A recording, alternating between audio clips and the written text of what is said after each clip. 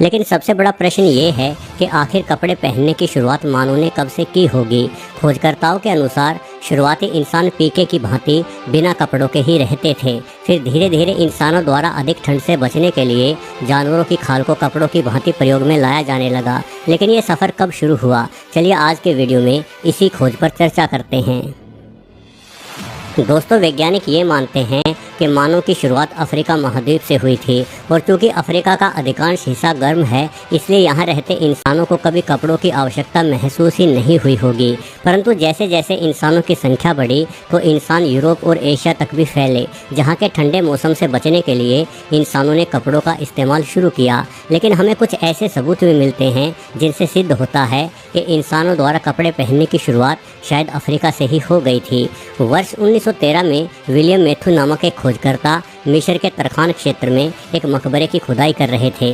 जब विलियम उस मकबरे की खुदाई पूरी करके मकबरे के अंदर गए तो उन्हें वहां कुछ भी खास नहीं मिला, इसलिए वो उसी क्षण काफ़ी उदास हो गए। इस खोज में विलियम को मकबरे के भीतर सिर्फ 5 मिट्टी के जार, 2 लकड़ी के औजारों के हैंडल, एक लंबा मिट्टी का मटका और सन के तने यानी लीलन से बने कपड़ों के कुछ टुकड़े ही मिल सके। अब खास बात ये रही कि अगले करीब 64 सालों तक किसी ने भी उन कपड़ों के टुकड़ों पर ध्यान नहीं दिया। किंतु वर्ष 1977 को जब ये कपड़े एक म्यूजियम में पहुंचे तो वहां के कुछ खोजकर्ताओं ने इन कपड़ों की जांच की। खोजकर्ता ये देखकर थोड़े चौंके कि इन कपड़ों में एक ड्रेस बिल्कुल कुर्ते जैसी बनाई गई थी और बेहद पुराना दिखने के बावजूद भी इस कुर्ते के हालात बहुत अच्छे थे। इस कुर्ते को तरखान ड्रेस नाम दिया गया और इसे सुरक्षित म्यूजियम में रखा गया। वर्ष 2015 में कार्बन डेटिंग जांच कर जब इस कुर्ते की उम्र जानी गई तो हर कोई हैरान था, क्योंकि ये कुर्ता कोई 5,500 साल पुराना था। ये कुर्ता वास्तव में अब तक मिली सबसे पुरानी ड्रेस थी जो पूर्ण रूप से सुरक्षित थी।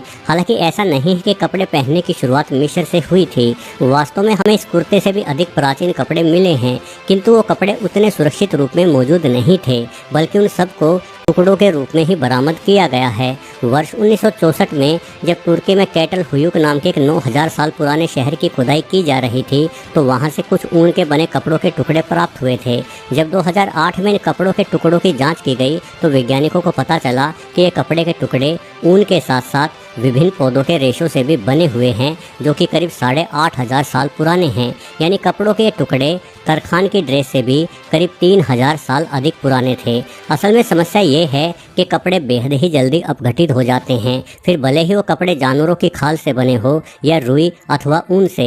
इसलिए हम अधिक प्राचीन कपड़ों को तो नहीं ढूंढ पाएंगे। तो भला आखिर हम ये कैसे जान सकते हैं कि इंसानों ने कपड़े पहनना कब से शुरू किया होगा? अब इसके लिए वैज्ञानिकों ने कुछ नई तरकीबें भी आजमाई हैं। दोस्तों, वास्तव में जो कपड़े हम पहनते हैं उसे अपने रूप में आने से पहले कई प्रक्रियाओं से गुजरना पड़ता है, जैसे कि विभिन्न पेड़ पौधों से धागा बनाना, फिर उन धागों से कपड़े का निर्माण करते हुए कपड़े को कुर्ते आदि की संरचना में ढालना। यानी इस प्रक्रिया में औजारों की भी आवश्यकता है। वहीं यदि जानवरों की खाल को कपड़ों की भांति इस्तेमाल किया गया है तो भी जानवरों की त्वचा को जानवरों के शरीर से उतारने के लिए और उस त्वचा को अपने शरीर के अनुसार काटने एवं ढालने के लिए भी औजारों की आवश्यकता पड़ेगी। ऐसे कपड़े बनाने के लिए चाकू जैसे औजारों के साथ साथ सुई जैसे बारीक औजार भी इंसानों को चाहिए। यानी यदि हम ये जान लें कि इंसानों ने सुई जैसे औजारों का इस्तेमाल सबसे पहले कब शुरू किया तो इंसानों द्वारा कपड़े पहने जाने के इतिहास को भी समझा जा सकता है। इसी खोजबीन के चलते जॉर्जिया की कुछ गुफाओं में खोजकर्ताओं ने 100 से अधिक सन के रेशों से बने कपड़ों के टुकड़े बरामद किए हैं। इन कपड़ों में से कुछ आधे अधूरे तो कुछ पूर्ण रूप से बने हुए थे।